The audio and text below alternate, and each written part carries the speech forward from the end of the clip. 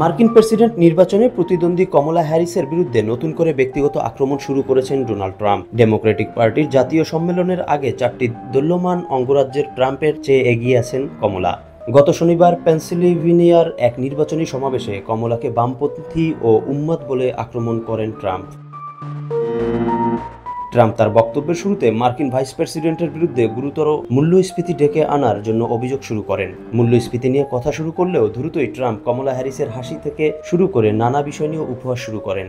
এক পর্যায়ে তিনি টাইম সাময়িকীর প্রচ্ছদে হ্যারিসের ছবির সমালোচনাও করেন। তিনি বলেন, কমলার চেয়ে প্রচ্ছদে তাকে বেশি সুন্দর দেখায়। ট্রাম্পের উপদেষ্টা ও প্রচার শিবিরের পাশাপাশি রিপাবলিকান সমর্থকেরাও এখন কমলার আকস্মিক উদ্দীপ্ত প্রচার নিয়ে উদ্বিগ্ন রয়েছেন। অনেকেই ট্রাম্পকে পরামর্শ দিয়েছেন যাতে তিনি কমলাকে ব্যক্তিগত আক্রমণ না করেন, এতে অনেক দোল্যমান ভোটারের মন ঘুরে যেতে পারে। তবে ট্রাম্প কোনো কথায় কান দিচ্ছেন না। এদিকে পেনসিলভেনিয়ার সমর্থকদের উদ্দেশ্যে দেওয়া বক্তব্যে কমলা বলেন, যে মানুষ অন্য মানুষকে হেয় করতে চান তিনি কাপুরুষ। তবে তিনি সরাসরি ট্রাম্পের নাম উল্লেখ করেননি। কমলা হ্যারিস বলেন, কয়েক বছর ধরে এক ধরনের প্রবণতা দেখা গেছে যে একজন নেতা কতটা হেয় করেছেন এর ভিত্তিতেই তার শক্তিমত্তা মাপা হচ্ছে, অথচ সত্যিকার অর্থে তা হওয়ার কথা ছিল না।